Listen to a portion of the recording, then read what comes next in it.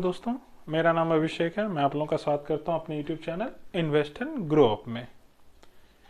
दोस्तों, आप लोगों से रिक्वेस्ट है कि मैं आप लोगों के लिए काफ़ी इन्फॉर्मेटिव वीडियो ला रहा हूं इन्वेस्टमेंट के रिगार्डिंग ETF में। तो आप लोगों से रिक्वेस्ट है कि मेरे चैनल को रेगुलरली विजिट करें, चैनल पर जाए। मैं काफ़ी इन्फॉर्मेटिव वीडियो डाल रहा हूँ। स्विंग ट्रेडिंग से रिलेटेड भी मैंने अपना क्लास शुरू किया है, जिसमें Day 2 2 दिन का मैंने वीडियो इसमें अपलोड किया है। आप यहाँ देख सकते हैं Day 1 Day 2। जिन्हें कुछ भी नहीं पता स्विंग ट्रेडिंग में, मैंने वो बेसिक्स से बताना शुरू किया है। और आगे Day 3 Day 4 करके काफ़ी सारे क्लासेस आएंगे उसमें। और साथ ही साथ मैं अलग से भी ETF, कौन सा ETF किस सेक्टर से है, कौन सा ETF में क्या है, कौन सा ETF में लगाना चाहिए किसका, अभी मैं धीरे धीरे और भी बताऊंगा किस ETF में अभी मौका बन रहा है, ये अभी वो भी बताऊंगा। फिर काफ़ी सारे लेवल्स निकालने के लिए मैं उसमें बताऊंगा, कब एग्जिट कब एंट्री करना है, वो सारे लेवल्स बताऊंगा, कौन कौन से पैरामीटर्स लगाने हैं ट्रेडिंग में, स्विंग ट्रेडिंग में, ताकि मैं और परफेक्शन के साथ स्विंग ट्रेडिंग कर सकूं। और भी बहुत सारी छोटी छोटी बातें बताऊंगा, तो वो क्लास आगे मेरा आता चला जाएगा, वो मैं बताऊंगा। तो इसलिए आप लोगों से रिक्वेस्ट है दोस्तों कि मेरे चैनल को आप लोग सब्सक्राइब करें, और भी जो आपके फ्रेंड सर्किल हैं उन्हें भी आप लोग इसका लिंक दें, उन्हें भी सब्सक्राइब करने को बोलें, ताकि उन्हें अच्छी से अच्छी जानकारी मिल सके, ताकि वो भी समझ सकें ETF के बारे में। चलिए दोस्तों, आज का मैंने टॉपिक चूज़ किया है, एक भाई का कमेंट्स था कि सर ऐसा ETF बताइए जिसमें मैं SIP कर सकूं। ठीक है, तो उनका मैं क्वेश्चन लेता हूं। उनका कमेंट था कि सर ऐसा एक बताइए ETF, ऐसा एक ETF बताइए जिसमें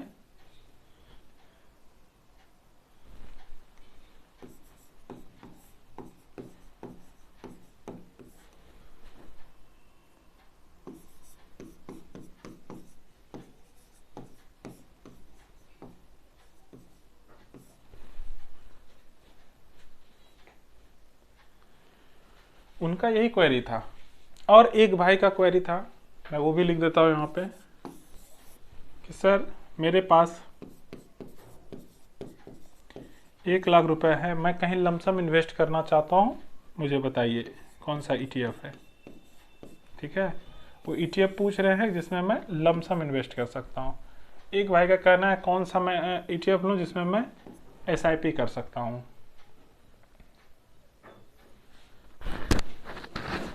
तो अब दोनों भाई का दोनों क्वेश्चन आपने पढ़ लिया। इसके लिए मैंने काफ़ी सोचा कि चलो SIP के लिए तो मैं बता सकता हूँ। क्यों? क्योंकि SIP वैसे ETF में की जा सकती है जिसमें कंसिस्टेंसी हो। ठीक है, कंसिस्टेंसी बरकरार हो।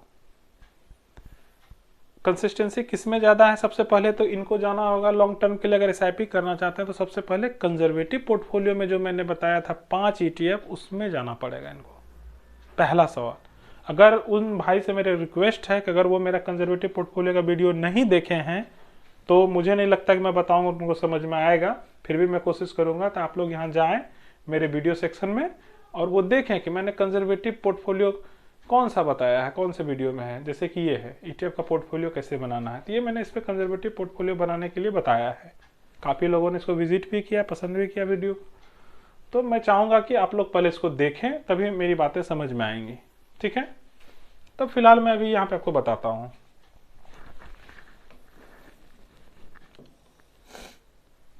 कंसिस्टेंसी का मतलब क्या होता है? सबसे पहली बात कि कोई भी ETF अगर गिरावट आती है तो वो कंटिन्यू ये वाला उसमें ट्रेंड होना चाहिए, यानी उसका ग्राफ अप ट्रेंडिंग होना चाहिए। ऐसा नहीं कि ये ऐसे से चल रहा है फिर नीचे आ गया, फिर ऐसे गए, फिर ऐसे से चल, ये साइडवेज ग्राफ है, इसमें बेनिफिट्स नहीं बनेगा। ठीक है, तो हमें ये देखना है कि सबसे पहले कि किस ETF का ट्रेंड इस तरह का है। ठीक है ना, लॉन्ग टर्म का ट्रेंड देखना होगा उसका, तभी मैं वैसे ETF को पहले चुनना है, देखना है। तो सबसे पहला कौन सा ETF आता है? आप लोग समझ गए मैं किसके बारे में बात करूंगा। निफ्टी 20 इंडेक्स वाले ETF में सबसे पहले मुझे ये डिसीजन किसी इंडेक्स फंड में लेना है। क्यों? क्योंकि वो कभी भी निफ्टी 50 कोई भी इंडेक्स जीरो नहीं हो सकता है। मैं ब्रॉडर इंडेक्स की बात कर रहा हूँ, मैं सेक्टोरियल नहीं बोल रहा हूँ, मैं ब्रॉडर इंडेक्स की बात कर रहा हूँ।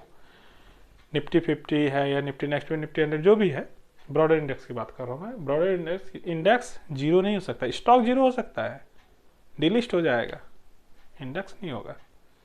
इसीलिए अब मुझे ऐसे चार्ट वाले ETF को ढूंढना है। तो ऐसा चार्ट किस में है, मैं पहले भी आपको वीडियो में दिखा चुका हूं।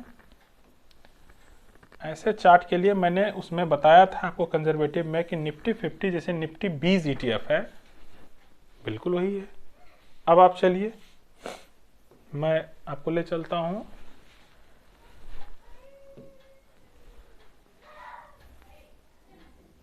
निफ्टी 20 पे, ठीक है। तो हम लोग पहले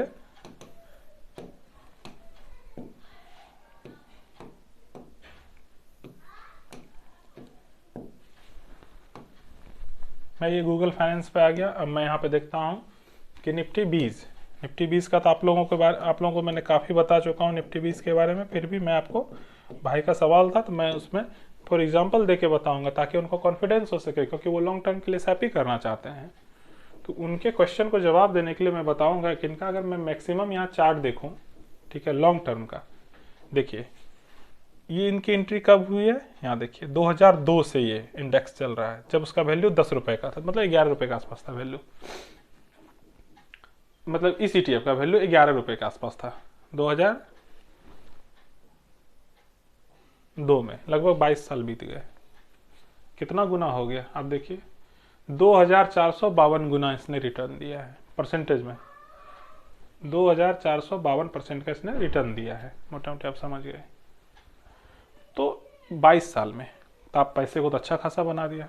और इसका जब आप ग्राफ देखेंगे, मैंने आपको बताया कि हमें कैसे वाले चार्ट को ढूंढना है लॉन्ग टर्म इन्वेस्टमेंट के लिए, जिसमें मैं SIP कर सकूं। चार्ट का ट्रेंड ये होना चाहिए, आपको यहां दिख रहा होगा ट्रेंड वैसा, ठीक है, बिल्कुल वही चार्ट है। तो सर आपका क्वेश्चन आएगा, सर आप हमेशा निफ्टी 20 ही क्यों बोलते हैं, और भी तो होगा, बिल्कुल है। पहले आप इसको देख लीजिए, मैं उसको भी बताता हूं और कौन है। मैं टोटल 4 ETF बताऊंगा जिसमें आप लॉन्ग टर्म में SIP कर सकते हैं। और अगर कोई भाई SIP करना चाहते हैं तो मैं कहूंगा कि वो चारों ETF में आप सोच सकते हैं, या तो आप चारों में कर सकते हैं एक साथ पार्टीशन करके थोड़ा थोड़ा, या किसी एक में भी कर सकते हैं, ये आप पे डिपेंड करता है। मैं तो सिर्फ आपको बता रहा हूँ व्यू, आप समझ जाइए क्या क्या है नहीं है। मैं कोई कॉल टिप्स और रिकमेंडेशन नहीं कर रहा हूँ आपको कि आपको यही करना है, बट मैं आपको नॉलेज दे रहा हूँ, आप डिसीजन लेंगे। चलिए, आप निफ्टी 20 का आपने चार्ट ले दिया, निफ्टी 50 का चार्ट देख लिया। अब दूसरा मैंने एक बताया था कल के वीडियो में, मैंने एक शेयर किया था कि एक मैंने पैनी ETF के बारे में, पैनी ETF करके एक मैंने यहाँ वीडियो बनाया है, ठीक है। आप इसमें आप देखेंगे पैनी ETF करके, यहाँ देखिए, ठीक है, इसमें प्रॉफिट भी अच्छा है। 25 रुपये से कम के ETF जो प्राइस होती है उसके बारे में मैंने सिर्फ बताया। उसमें एक मैंने बताया था एमओ निफ्टी 500। एमओ निफ्टी 500 क्या है, उसमें 25 रुपये से वो कम का ETF है, एक कप क्वांटिटी का प्राइस है, बट उसमें 500 स्टॉक्स का वो बंडल है, 500 बंच, मतलब बंच जो है स्टॉक के वो 500 के बंच हैं उसमें। आप समझ सकते हैं कि आपका पोर्टफोलियो कितना मजबूत रहेगा, अब कितना रिस्क कम हो जाएगा वहाँ पे। हमें लॉन्ग टर्म में रिस्क भी कम चाहिए, क्योंकि लोग पैसे इन्वेस्ट करते हैं या बच्चों की पढ़ाई के लिए, बेटी की शादी के लिए, और भी बहुत सारे काम होते हैं उन्हें, इन सबों को सोच के। तो हमें हमेशा पैसे ऐसे जगह लगाना है जहां रिस्क कम हो, भले 2% रिटर्न कम मिले, रिस्क भी कम होनी चाहिए। जो लॉन्ग टर्म में जाना चाह रहे हैं, SIP करना चाह रहे हैं, तो अब तो आप उस वीडियो को जरूर देखिए, चेकआउट कीजिए। मैं आपको यहाँ बताता हूँ निफ्टी 500। देखिए निफ्टी 500 को जब मैंने मैक्सिमम में लगाया, ठीक है, ये एमओ निफ्टी 500 का ETF नहीं है, ये इंडेक्स में दिखा रहा हूँ मैं। ETF क्यों नहीं दिखा रहा हूँ, क्योंकि जो एमओ निफ्टी 500 का ETF है वो रिसेंट लॉन्च हुआ है, साल 2 साल 1.5 साल का 2 साल का लॉन्चिंग है उसका। तो 2 साल का चार्ट देखने से आपको क्या समझ में आएगा, तो मैं उसका इंडेक्स को दिखाता हूँ, क्योंकि इंडेक्स जो रिटर्न देगा उस इंडेक्स में जो भी ETF अपना पैसा डाल रहा है उसमें भी उतना ही रिटर्न मिलेगा। ये बात मैंने आपको कितनी बार बता चुका हूँ, इसलिए मैंने इसका लॉन्ग टर्म का चार्ट दिखाने के लिए आपको लाया हूँ कि मैक्सिमम में आप देखेंगे कि ये इंडेक्स का लॉन्चिंग क्या है, दिसंबर 2006, मतलब मोटा मोटी 2007 से मैं मानता हूँ, स्टार्टिंग से 2007 से लेकर अब तक कितने साल हो गए, 24 बीत गया, 17 साल बीत गए। 17 साल में इसने रिटर्न क्या दिया, 628 7% का रिटर्न दिया, पैसे को लगभग 6 गुना से ज़्यादा कर दिया, 7 गुना कर दिया इसने पैसे को। तो अब आप समझेंगे कि इसका भी अगर मैं चार्ट पैटर्न दिखाऊं, मैंने अभी फिर कहा था कि मुझे ऐसा ETF ढूंढना जिसका चार्ट पैटर्न ग्रोइंग हो, सॉरी अप ट्रेंडिंग, मतलब ग्रोइंग और अप ट्रेंडिंग हो। देखिए अप ट्रेंडिंग है चार्ट इसका, ऐसा नहीं है इसका चार्ट कि ये वाला चार्ट नहीं है, ये साइडवेज या फिर नीचे आ गया फिर ऐसे ऐसे करके साइडवेज थोड़ा ऊपर गया फिर नीचे आ गया, ऐसा चार्ट नहीं है, ये अप ट्रेंडिंग चार्ट है। तो ये दो आप समझ गए, ये मैंने दो इक्विटी सेक्टर से बताया आपको। मैं उन भाई का सवाल पूरा डिटेल्स में बता रहा हूँ, एकदम पार्टिकुलर उन्हीं के लिए ये वीडियो मैंने बनाया, और एक भाई इनका सवाल है ये भी मैं बताऊंगा। तो आप देख सकते हैं अप ट्रेंडिंग चार्ट होनी चाहिए। दूसरी बात, दूसरा क्या है कि सबसे पहली बात कि दो इक्विटी सेक्टर से मैंने बता दिया। लॉन्ग टर्म में जाना है तो मैंने हमेशा क्या कहा है कि कंजर्वेटिव पोर्टफोलियो मेरा वीडियो जरूर देखिएगा, नहीं तो आपको ये सारी बातें समझ में नहीं आएंगी। उसमें मैंने सारी बातें डिटेल्स में बताई हैं कि जब भी मान लीजिए कि अभी मैं इक्विटी में इन्वेस्ट कर रहा हूँ, कोविड का पीरियड रहता तो मैंने उस कंजर्वेटिव पोर्टफोलियो में कोविड के बारे में भी बताया है कि जब मैंने उसमें कहा था गोल्ड और सिल्वर का, जब मैं उसमें बता रहा था डिटेल्स में गोल्ड और सिल्वर पे, तो मैं अभी काफ़ी सारा वीडियो बताऊंगा धीरे धीरे करके डिटेल्स में। कोविड के पीरियड में ये था कोविड का पीरियड, ठीक है। यहाँ जब इसमें यहाँ गिरावट आई थी, मार्केट ऐसे वी शेप में रिकवर हुआ था, तो इसी वक्त जब आप देखेंगे गोल्ड का चार्ट देखेंगे या सिल्वर का चार्ट देखेंगे तो वो हल्का सा यहाँ गिरावट हुई, क्योंकि लेकिन यहाँ ये जो डीप आया यहाँ पे, यहाँ जो ये इतना बड़ा डीप आया उसमें वो डीप नहीं मिलेगा, उसमें हल्का डीप मिलेगा और यहाँ से मार्केट यहीं से हल्का सा ग्रो कर गया था वो, ठीक है ना, मार्केट ऊपर चला गया था यहाँ से। तो वैसे पीरियड के लिए अपने पोर्टफोलियो को बैलेंस करने के लिए मेरे पास कमोडिटी सेक्टर से आपके पास गोल्ड और सिल्वर जरूर होना चाहिए लॉन्ग टर्म में अगर जाना चाह रहे हैं तो। अब आप कहेंगे सर गोल्ड सिल्वर तो इसके बराबर रिटर्न देगा नहीं, देखिए रिटर्न उसका भी हम लोग रिटर्न चेक कर लेते हैं। चलिए हम लोग उसका भी रिटर्न चेक कर लेते हैं। हम लोग यहाँ पे सिल्वर बीच वाले चलते हैं।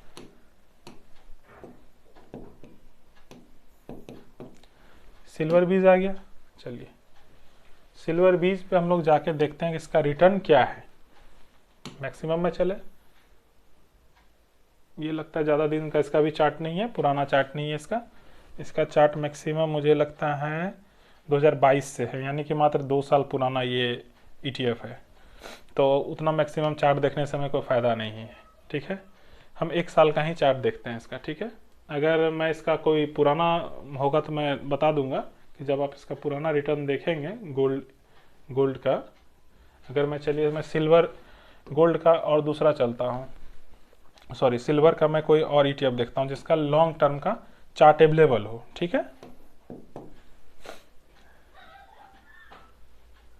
एक तो निप्पॉन का है, दूसरा आदित्य बिरला सिल्वर ETF है। ये भी मुझे लगता है नया ही ETF है, ये भी ज़्यादा दिन पुराना ETF है नहीं। तो इसका भी लॉन्चिंग लगभग वही उसी के आसपास है, ठीक है। तो 1 ईयर का अगर आप देखेंगे इसमें ETF में तो लगभग इसका रिटर्न 21% 22% के आसपास है, एवरेज यही रिटर्न रहता है सिल्वर का। फिर भी 22% का रिटर्न कम नहीं होता, लेकिन 22 ही नहीं है, अभी यहाँ आपको 22% दिख रहा है। आप ये भी देखिए कि यहाँ से कितने % की गिरावट है। यहाँ आप देखिए मार्केट का ये टॉप है और ये यहाँ गिरावट है, ठीक है। 7% की गिरावट हो चुकी है। अगर मैं 7% यहाँ ऐड कर दूं तो लगभग 30% के आसपास जा रहा है, यानी कि अगर सिल्वर का आप अगर यहाँ पे रिटर्न देखेंगे तो 1 साल में उसने 30% का रिटर्न दिया है। 1 साल में सिल्वर ने कितना दिया है? 30% का रिटर्न दिया है, ठीक है। गोल्ड में थोड़ा इससे कम मिलेगा आपको, अप्रॉक्स 2-4-5% कम कर लीजिए, 25% के आसपास गोल्ड में भी मिलेगा आपको, ठीक है। तो इसीलिए मैं कहता हूं कि अगर किन्हीं भाई को SIP करना, जैसे भाई का सवाल था कि मैं SIP कहाँ करूं, तो उनके लिए जवाब उनको शायद समझ में आ गया होगा कि एक तो निफ्टी 500 क्योंकि वो बड़ा बंच है, रिस्क कम है, और निफ्टी 50, दोनों में से आप कोई एक भी चूज करेंगे तो कोई दिक्कत नहीं है। किन्हीं को अगर 2 चूज करना है तो सर कौन कौन सा लें?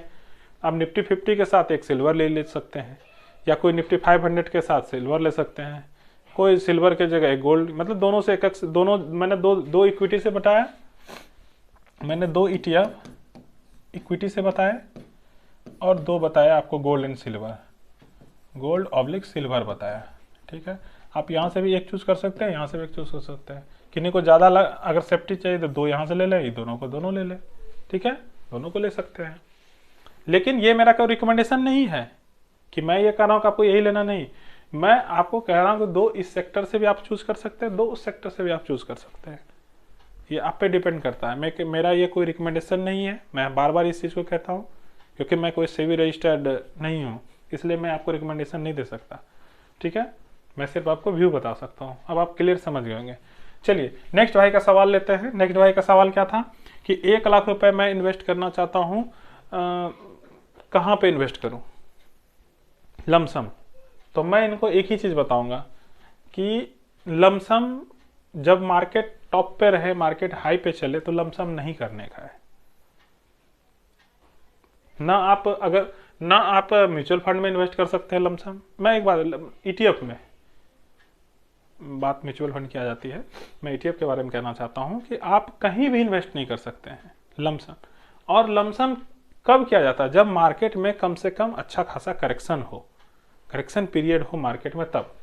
तो मेरा उनसे भाई से यही सवाल है कि जैसे आप इसी को कुछ पार्ट में डिवाइड कर दीजिए, 5 पार्ट में इसको डिवाइड कर देंगे।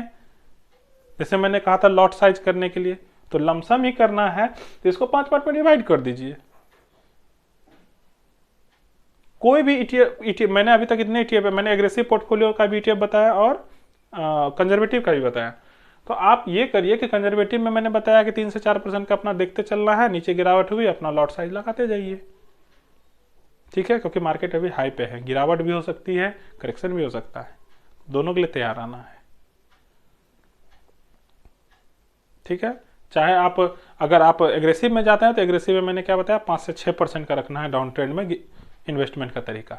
उसमें आप 5 से 6%, अगर आपको वो पसंद आता है तो आप उसमें जाइए 1 लाख। लेकिन मैं कभी लमसम के लिए अभी नहीं कहूँगा, आप लमसम मत करिए। आप कोशिश करिए कि अपना इसको 5 पार्ट में डिवाइड कर दें, थोड़ा थोड़ा पैसा गिरावट होती गई, लगाते गए, सारा पैसा लग गया, हो गया मेरा लमसम इन्वेस्ट, और अच्छा खासा एवरेजिंग भी हो गया। तो आपको जब फ्यूचर में रिटर्न दिखेगा वो बहुत अच्छा खासा दिखेगा। तो इसलिए मैं कहूँगा कि लमसम से अवॉइड करिए और कोशिश करिए कि इसको डिवाइड करके लॉट साइज बना के इन्वेस्ट करिए, तो ज़्यादा आपको फायदा भी होगा और अच्छा भी रहेगा। तो दोनों भाई का सवाल मैंने यहाँ पे ले लिया। अगर उन्हें और भी कोई कंफ्यूजन हो इससे रिलेटेड या कुछ बातें नहीं समझ में आए तो आप फिर से क्वेरी कीजिए, मैं फिर से जवाब दूंगा। ठीक है, तो अब आप समझ गए। मैंने ETF बता दिया आपको। SIP किस में बेस्ट कर सकते हैं आप, SIP लॉन्ग। और ये भी भाई अगर लॉन्ग टर्म में जाना चाहते हैं तो आप जो मैंने ये 4 बताए अभी, आप इसमें भी उसी तरह करके 3% 4% की गिरावट पे अपना लगाते जाइए, आप भी लॉन्ग टर्म के लिए जा सकते हैं, कोई बड़ी बात नहीं है। तो दोनों भाई को मैंने सवाल अच्छे से बता दिया। मैं कोशिश करता हूँ, कोशिश कर रहता है मेरा कि हमेशा मैं हर चीज़ को अच्छे से बताऊँ। अगर फिर भी कोई भूल चूक रह गई हो तो आप लोग हमें फिर से क्वेरी कीजिए, मैं फिर से बताऊँगा आपको उस चीज़ को। ठीक है, तो दोस्तों आप लोगों से रिक्वेस्ट है कि मैं काफ़ी मेहनत से सारे डाटा को लाता हूँ और आप लोगों से आप लोगों से एक रिक्वेस्ट करता हूँ कि आप लोग मेरे चैनल को सब्सक्राइब करें। जो भी मेरा वीडियोज़ में डाल रहा हूँ उसे विजिट करें रेगुलरली, काफ़ी नॉलेज मिलेगा इन्वेस्टमेंट से रिलेटेड। तो आज के लिए बस इतना ही, धन्यवाद।